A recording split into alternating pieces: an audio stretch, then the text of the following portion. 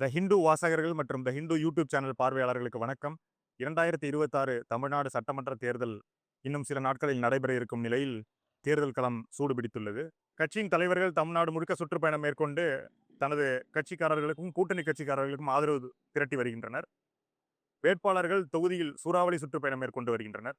அந்த வகையில் இன்று நாம் சந்திக்க இருக்கும் சிறப்பு விருந்தினர் பாரதிய ஜனதா கட்சியின் மேனாள் தலைவர், தெலுங்கானா மாநிலத்தின் முன்னாள் ஆளுநர், புதுச்சேரி யூனியன் பிரதேசத்தின் முன்னாள் துணைநிலை ஆளுநராக பணியாற்றி தற்பொழுது பாரதிய ஜனதா கட்சியின் மயிலாப்பூர் சட்டமன்ற தொகுதி வேட்பாளராக போட்டியிடும் திருமிகு தமிழிசை சவுந்தரராஜன் அவர்கள்.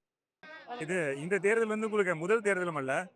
நீங்க இதுக்கு முன்னாடி பல தடவை சட்டமன்ற தேர்தலில் போட்டி போட்டிருக்கீங்க, நாடாளுமன்ற தேர்தலையும் போட்டி போட்டிருக்கீங்க. அப்படி இருக்கும் பட்சத்துல இந்த தேர்தலை நீங்க எப்படி பாக்குறீங்க? இல்ல நான் நிறைய தேர்தல்ல போட்டி போட்டிருக்கேன்.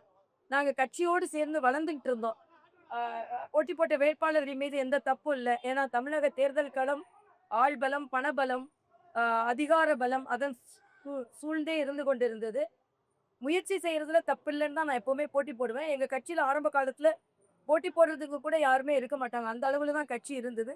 ஆனா என்னைக்குமே கட்சியில போட்டி போடுறதுக்கு நான் தயங்கினதே கிடையாது. ஆரம்ப காலத்துல மிக மிக சவாலான சூழ்நிலையெல்லாம் நாங்க சந்திச்சிருக்கோம். இப்போ ஏறக்குறைய கட்சி ரொம்ப சிறப்பா வளர்ந்துருக்குது. பாராளுமன்ற தேர்தலிலேயே நம்ம அதிகப்படியான வாக்குகளை பெற்றிருக்கிறோம். இதே பாராளுமன்ற தொகுதிக்கு உட்பட்ட சட்டமன்றத்துல தான் நான் போட்டி போடுகிறேன். எல்லாரும் என்கிட்ட ஒரு கேள்வி கேட்பாங்க. 2 மாநில கவர்னரா இருந்துட்டீங்க. அப்புறம் எதுக்கு போட்டி போடுறீங்க அப்படின்னு. என்னை பொறுத்த வரைக்கும் பொது வாழ்க்கை என்பது அலங்காரத்திற்கு அல்ல, அதிகாரத்திற்கும் அல்ல, அன்புக்காக. எனக்குன்னு ஒரு தொகுதி, அந்த தொகுதி மக்களுக்கு 24 மணி நேரமும் பணி செய்வது. இப்படிப்பட்ட ஒரு சட்டமன்ற உறுப்பினரை நம்ம இவ்வளவு நாள் பெறலையே. ஏன்னா கவர்னரா இருக்கும்போது அப்படிதான் சொன்னாங்க. என்னோட கவர்னர் மாளிகை பிரஜா மாளிகைன்னு பெயர் பெற்றது. ஏன்னா மக்களுக்கு கொரோனா நேரத்துலலாம் மக்களுக்கு என்ன தேவை இருந்தாலும் அது நல்லா செய்து தரப்பட்டது. அதனால என்னோட இந்த போட்டி ஏதோ அதிகாரத்திற்கோ ஒரு பதவிக்கோன்னு நான் எடுத்துக்கொள்ளல. மக்களுக்கு இணக்கமா ஒரு அங்கீகாரம் என் கையில இருந்ததுன்னா ஒரு ஒரு தொகுதி மக்களுக்கு நான் எப்படி வேலை செய்யறேன் அப்படின்றத நான் தொகுதி மக்களுக்கு உணர்த்துவதற்கும், தமிழ்நாடு மீது இருக்கும் அபரிதமான அன்பு. நான் தெலுங்கானாக்கு எவ்வளவோ சேவை செய்யலாம், இன்னொரு மாநிலத்துக்கு நான் எவ்வளவோ சேவை செய்யலாம். ஆனால் என் மாநிலத்துக்கு என்னோட அனுபவம் பயன் தரணும், அது மக்களுக்கு பலன் தரணும் என்பதற்காகத்தான் நான் போட்டி போடுகிறேன். மிக மிக எளியவளா நான் போட்டி போடுறேன். இதுல மக்கள் எனக்கு நிச்சயமாக வாய்ப்பு தருவார்கள்.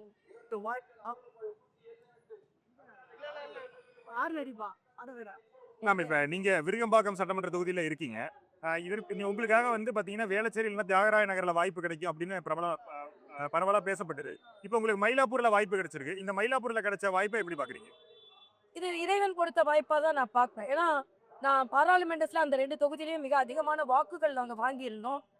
அதனால என்னை பொறுத்த வரைக்கும் நான் தென் சென்னையில சட்டமன்றத்திற்குள்ள இருக்கிற தொகுதியில ஏதாவது ஒரு தொகுதி போட்டி போடணும்னு நினைச்சேன். எந்த தொகுதி தான் இல்ல, அந்தந்த தொகுதிக்கு இந்த ஒரு அடிஷனல் பாயிண்ட் இருந்தது. உதாரணத்துக்கு விருகம்பாக்கம் நான் குடியிருக்கிற தொகுதி, தியாகராய நகர் நாங்க திமுகவுக்கு மிக அருகில தனியாவே பிஜேபி அதிகமா வாங்கின தொகுதி, வேளச்சேரி அதே மாதிரிதான் ரொம்ப வெற்றிக்கு பக்கத்துல வந்த தொகுதி. அதனால நான் தென் சென்னையில ஒரு தொகுதி, ஆனா அதுல சப்போர்ட் வைஸ் அந்த 2யும் ப்ரிஃபர் பண்ணோம். மயிலாப்பூர் நான் ப்ரிஃபர் பண்ணேன். மயிலாப்பூர் ப்ரிஃபர் பண்ணலன்னு சொல்ல முடியாது. தென் சென்னைக்குள்ள ஒரு சட்டமன்றத்துல தான் நம்ம நிக்க முடியும். மயிலாப்பூர் எனக்கு இறைவன் கொடுத்த வாய்ப்பான்னு நினைக்கிறேன். ஏன்னா இது ஒரு ஹெரிட்டேஜ் சிட்டி. அதனாலதான் பக்தி மிகுந்த மயிலாப்பூரை சக்தி மிகுந்த மயிலாப்பூராக மாற்றுவேன்னு சொல்லியிருக்கேன். அது மட்டும் இல்ல, இங்க ஒரு சட்டமன்ற உறுப்பினருக்கான தேவை இருக்குது. மயிலாப்பூர்ல பிரதான பிரச்சனைகளை நீங்க என்ன பாக்குறீங்க? அதுக்கான தீர்வுகள் என்ன? அதுதான் சொன்னேன். ஏன்னா தேவை இருக்குன்னா, இங்க தேர்ந்தெடுக்கப்பட்ட சட்டமன்ற உறுப்பினர் கொஞ்சம் கூட மக்கள் தொடர்புல இல்ல. அவரோட பிசினஸ், அவரோட பலத்தை அதிகரிச்சுட்டாரு. பிரதான பிரச்சனை நான் பாக்குறது பேசிக் கம்யூனிட்டிஸே இல்ல இங்க. நம்ம சென்னைன்னு நினைக்கிறோம், காஸ்மோபாலிட்டன் நினைக்கிறோம். ஆனா அதான் நான் சொன்னேன், ஸ்டாலின் சென்னையை சிங்கப்பூரா மாத்துவேன்னு சொன்னார். மயிலாப்பூரா கூட அவங்க மெயின்டைன் பண்ணல. சாக்கடைகள் உள்ள போய் பார்த்தீங்கன்னா இடிக்கப்பட்ட நம்மளோட ஹவுசிங் போர்டு யூனிட்ஸ், அவங்களுக்கு தவறாக கொடுக்கப்பட்ட வாக்குமூலங்கள், குடிக்க தண்ணி இல்லை, இது பேசிக் கம்யூனிட்டிஸே இல்லாத ஒரு கான்ஸ்டிடியூன்ஸா இருக்கு. அதுக்கப்புறம் அடுத்தது ஹெரிட்டேஜ், இந்த நாட்டின் பழமைத்தன்மை, அங்கே கோயிலுக்கு வர்றவங்களுக்காக வசதி செய்து தருவது, ஒரு சுற்றுலா மண்டபம் எடுத்துக்கொள்வது. அதனால இதை ஒரு சட்டமன்ற உறுப்பினர் முழுவதுமாக பணியாற்றக்கூடிய ஒரு தேவை இங்க இருக்கு. மேம், பாரதிய ஜனதா கட்சி மேல கிரிட்டிக்ஸ் எல்லாம் ஒரு முக்கிய விமர்சனமா வைக்கிறது வந்து தெரிந்த முகங்களே மறுபடியும் போட்டி போடுறாங்க அப்படிங்கிறது. நீங்களாக இருக்கட்டும், டாக்டர் எல் முருகன் அவர்களாக இருக்கட்டும், நயினார் நாகேந்திரன் அவர்கள். அந்த விமர்சனத்தை எப்படி பாக்குறீங்க? இல்ல, இது நான் விமர்சனம்னே பார்க்கல. ஏன்னா கட்சியில நெடுநாளா உழைத்து கொண்டிருப்பவர்களுக்கு அங்கீகாரம் கிடைக்கணுமா வேண்டாமா? கட்சியோடு வளர்ந்தவர்கள் அவர்கள், கட்சியை வளர்த்தவர்கள் அவர்கள். அதனால அப்படி பார்த்தா ஸ்டாலினே போட்டி போடுறாரு, இது யாரான்னு சொல்றீங்களா? உதயநிதி புதுசா வந்து குதிக்கிறாரு, அவரை யாரான்னு சொல்றீங்களா? துரைமுருகன் 8வது முறை போட்டி போடுற அவரை யாரான்னு சொல்றீங்களா? ஆக மத்த கட்சியில வைக்காத விமர்சனம் ஏன் எங்க கட்சியில மாத்திரம் வருது?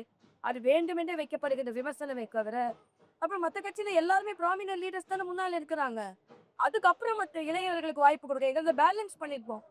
இளையவர்களுக்கு பிரவீன் போன்ற இந்த இளையவர்கள்லாம் நிறைய பேர் போட்டி போடுறாங்க. அதனால அந்த பேலன்ஸ் இருக்கணும். அது கிரிட்டிக்ஸ்னு நான் நினைக்கல. இது வேண்டுமென்றே சிலர் செய்து ஒரு கிட்ட ஒரு துஷ்பிரச்சாரம்னு நான் நினைக்கிறேன்.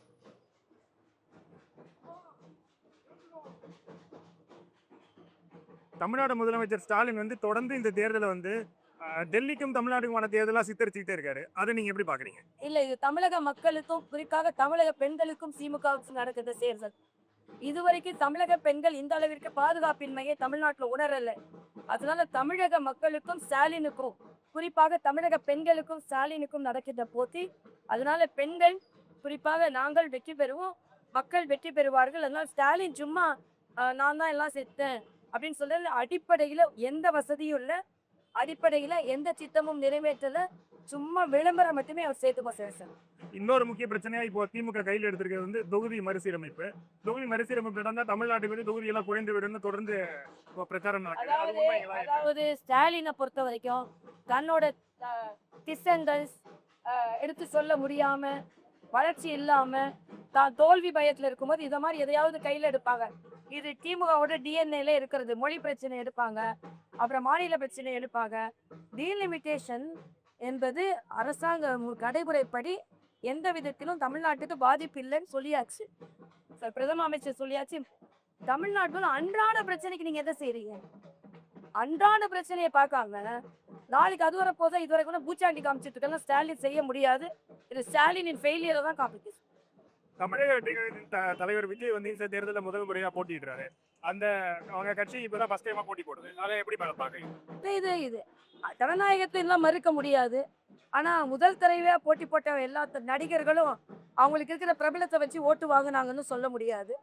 அதனால அவர் ஒரு பிளேயர், அவ்வளவுதான் நான் நினைக்கிறேன். அவர் வின் பண்றதுக்கோ இடங்கள் பெறுவதற்கோ வாய்ப்பே இல்லை என்பது எனது கருத்து.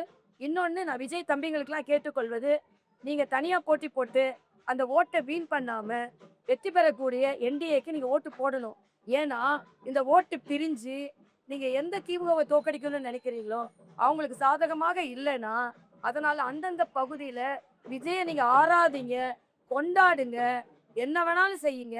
ஆனா விஜயால முதலமைச்சரா வர முடியாது. எந்த முதலமைச்சர் நீக்கப்பட வேண்டும் என்றால் ஸ்டாலின் நீக்கப்பட வேண்டும். அதனால உங்க குடும்பத்தோட ஒரு குடும்பத்தின் பிள்ளைகளா யாரு ஆட்சிக்கு கொண்டு வர வேண்டும் என்று சிந்தித்து வாக்களிங்க. விஜயோட ரெட்டரிக்கா இருக்கக்கூடிய வந்து இந்த எலெக்ஷன் வந்து டிவிகே வர்சஸ் டிஎம்கே அப்படின்னு ஏடிஎம்கேவோட அலையன்ஸ் அவர் கம்ப்ளீட்டா டிஸ்மிஸ் பண்ணாரு. அதை எப்படி பாக்குறீங்க? இல்ல, அவரை டிஸ்மிஸ் பண்ணலாம், மக்கள் டிஸ்மிஸ் பண்ண மாட்டாங்க. தமிழ்நாடு பொலிட்டிக்கல் ஹிஸ்டரி டிஸ்மிஸ் பண்ணாரு. அவரோட ஷார்ட் பொலிட்டிக்கல் ஹிஸ்டரியில அவர் எப்படி ஒரு long standing political parties dismiss பண்ண முடியும்? அதனால அது தவறான அணுகுமுறைன்றது இருக்கு. சம்மர்ல இப்ப ஹீட் வந்து ரொம்ப அதிகமா இருக்கு. இப்ப நீங்க ஒரு மருத்துவர், இப்ப உங்க தொண்டர்கள் உங்களோட வர்றப்ப இந்த ஹீட்டை எப்படி நீங்க இது பண்றீங்க? அவங்களுக்கு அடிக்கேட்டா வாட்டர் ஏற்பாடு செஞ்சிருக்கோம். அதே மாதிரி மோர் அது மாதிரி உள்ள ஏற்பாடு செஞ்சிருக்கோம். அவங்களுக்கு வந்து சாப்பாடு நல்லா ஏற்பாடு செஞ்சிருக்கோம். காலையில கொஞ்சம் சீக்கிரம் ஆரம்பிச்சா கூட வெயில் வந்துடுது. தேர்தல் நேரத்தில் இது தவிர்க்க முடியாதது. இப்போ நானே வந்து காலையில் 8 மணிலேருந்து இன்னைக்கு சன்ல இருக்கிறோம். ஆனால் எந்த சூரியனும் எங்களை சுட்டரிக்க முடியாதுன்றது இந்த தேர்தலில் எங்கள் காண்பித்து கொண்டிருக்கிறார்கள். எங்கள் தொண்டர்கள் உற்சாகமாக இருக்கிறார்கள். அவ்வளவுதான். நான் என் பொதுமக்களுக்கும் சொல்லிக்கொள்வது, தேர்தல் நாள் அன்று சீக்கிரமே வந்து ஓட்டுகளை போட்டு பாதுகாப்பாக வாக்களியுங்கள். புதுச்சேரியில் பார்த்தீங்கன்னா அன்னைக்கு ஓட்டு சதவீதம் 90. ஏன்ட ஒரு தம்பி கேட்டாரு, 90% ஓட்டு விஜய்னால வந்ததான்னு கேட்டாரு. எஸ்ஐஆர்ல வந்ததுன்னு சொன்னேன். ஆக விஜய் ஹீரோவா எஸ்ஐஆர் ஹீரோவானா? விஜய் இப்பதான் வந்தாரு, அதுக்கப்புறம் தான் ஓட்டுனா. எஸ்ஐஆர் வந்ததுக்கு அப்புறமா ஓட்டு இல்லை. அதனால போலி வாக்காளர்கள் நம்ம மிரட்டுவாங்க, ரவுடித்தனம் பண்ணுவாங்க அப்படின்லாம் இருந்த பயம் போய் உண்மையான வாக்காளர்கள் வெளியே வர்றாங்க. எஸ்ஐஆர் தான் ஹீரோ. நல்ல முயற்சி என்று நான் சொல்லுவேன். எங்களோட கலந்து கொண்டு உங்களை கருத்துக்களை பகிர்ந்தமைக்கு நன்றி மேம். மரியாதைக்குரிய மோடி அவர்களின் நல்லாட்சி, டபுள் என்ஜின் கவர்மெண்ட். ஏன்னா மோடி அவர்களோட ஆட்சியை நான் எல்லா மாநிலத்தையும் பார்த்துருக்கேன். 18 மாநிலங்கள் ஆள் செய்கிறோம். இங்கே அண்ணன் எடப்பாடியாரும் மத்தியில் மோடி அவர்களும் இணைந்து ஒரு நல்லாட்சி தருவதற்கு மக்கள் வாய்ப்பை தர வேண்டும். நன்றி மேம்.